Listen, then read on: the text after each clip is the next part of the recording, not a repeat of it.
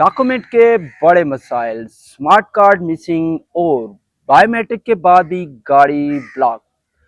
अस्सलाम वालेकुम वीवर, अगर आप भी यूज गाड़ी खरीदने जा रहे हैं तो ये वीडियो आपके लिए काफ़ी इंफॉर्मेटिव है। वीडियो को स्किप मत कीजिए।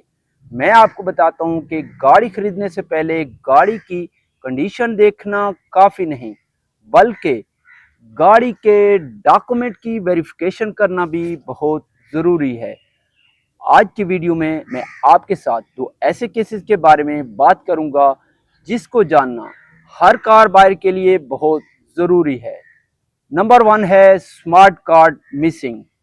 एक गाड़ी जिसका स्मार्ट कार्ड मिसिंग था, सिर्फ ये मानकर कि गाड़ी के बाकी डॉक्यूमेंट मुकम्मल हैं, गाड़ी को खरीदने का फैसला नहीं करना चाहिए। क्योंकि आप गाड़ी तो खरीद लेंगे, लेकिन गाड़ी को सेल करते वक्त आपको मुश्किलात का सामना करना पड़ सकता है। तो मैं आपको बताऊंगा कि आपने गाड़ी के स्मार्ट कार्ड और इसकी ओनरशिप और रजिस्ट्रेशन को कैसे वेरीफाई करना है, इसके बारे में तमाम तर तफसीलात आपके साथ शेयर करूं। तो वीवर, इसलिए आपने सबसे पहले गाड़ी के जो डॉक्यूमेंट हैं उसकी वेरिफिकेशन करना बहुत ज़रूरी है। क्योंकि हमारे साथ भी स्मार्ट कार्ड मिसिंग का एक मसला आया है, जिसको हमने कैसे हल किया वो भी आपके साथ शेयर करूंगा, ताकि आप भी किसी बड़े फ्रॉड से बच सकें और डॉक्यूमेंट की मुकम्मल वेरिफिकेशन कर सकें। तो इसलिए आपने सबसे जो पहले चीज़ चेक करनी है वो है गाड़ी की इनवाइस। इनवाइस पर इसकी जो परचेज डेट है, परचेज डेट लिखी होती है। इस गाड़ी की जो परचेज डेट है वो है 25/4/2019। ये 2019 मॉडल है। तो इसको आपने इसके जो फर्स्ट स्मार्ट कार्ड है, फर्स्ट स्मार्ट कार्ड के साथ मैच करना है। इसकी भी जो परचेज डेट है यही 25/4/2019 आ रही है, तो ये मैच हो रही है। नंबर टू, आपने इसकी ओनरशिप और रजिस्ट्रेशन को भी इनवाइस और फर्स्ट स्मार्ट कार्ड के साथ मैच करना है। और हाँ, सबसे जो इम्पोर्टेंट चीज़ है वो है ओनर का CNIC, यानी कि आईडी कार्ड नंबर। आपने इनवाइस पर जो उसका आईडी कार्ड नंबर है उसके जो फर्स्ट स्मार्ट कार्ड है उसके साथ मैच करना है। अगर ये तीनों चीज़ें मैच हो रही हैं तो इसका मतलब है गाड़ी के स्मार्ट कार्ड अवेलेबल हैं और तमाम डॉक्यूमेंट मुकम्मल हैं। और हमारे साथ जो स्मार्ट कार्ड मिसिंग का मसला आया है और हमने कैसे हल किया है, उसका मसला ये था कि हमने सबसे पहले इनवाइस को चेक किया है।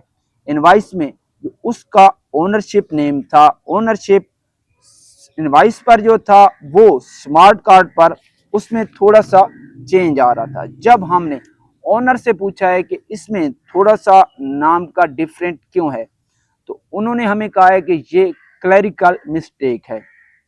लेकिन उन्होंने हमें मिस गाइड किया है, जिससे हमने डॉक्यूमेंट की मुकम्मल वेरिफिकेशन की और तब हमें पता चला कि गाड़ी का जो एक स्मार्ट कार्ड है वो मिसिंग है।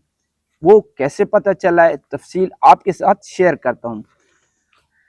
आपने सबसे पहले इसकी जो ओनरशिप है वो चेंज थी, वो हमने देख ली। उसके बाद हमने इसकी जो परचेज डेट है, परचेज डेट को हमने इनवाइस और स्मार्ट कार्ड के साथ मैच किया तो वो भी सेम नहीं आ रही थी। उसके बाद जो सबसे इम्पोर्टेंट चीज़ थी वो थी ओनर का आईडी कार्ड, यानी कि CNIC नंबर। उसको भी हमने उसके साथ मैच किया तो वो भी डिफरेंट था। इसकी जो परचेज डेट थी उसमें तकरीबन 3 साल का फ़र्क आ रहा था, यानी कि स्मार्ट कार्ड और इनवाइस में 3 साल का डिफरेंट आ रहा था। उसका जो इनवाइस थी 3 साल पहले निकली थी, यानी कि वो सेकंड स्मार्ट कार्ड था। तो एक चीज़ मैं आपके साथ क्लियर कर लूँ कि आपके नाम गाड़ी ट्रांसफ़र हो जाएगी सेकंड स्मार्ट कार्ड पर, लेकिन गाड़ी के एक स्मार्ट कार्ड मिसिंग की वजह से आपको गाड़ी सेल करते वक्त मसाइल का सामना करना पड़ेगा।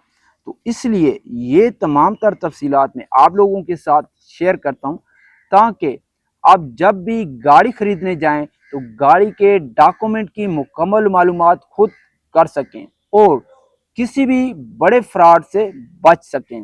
बायोमेट्रिक के बाद भी गाड़ी कैसे ब्लॉक हो सकती है, इसके बारे में भी एक डिटेल वीडियो आप लोगों के साथ शेयर करूंगा, ताकि आप किसी भी बड़े फ्रॉड से बच सकें।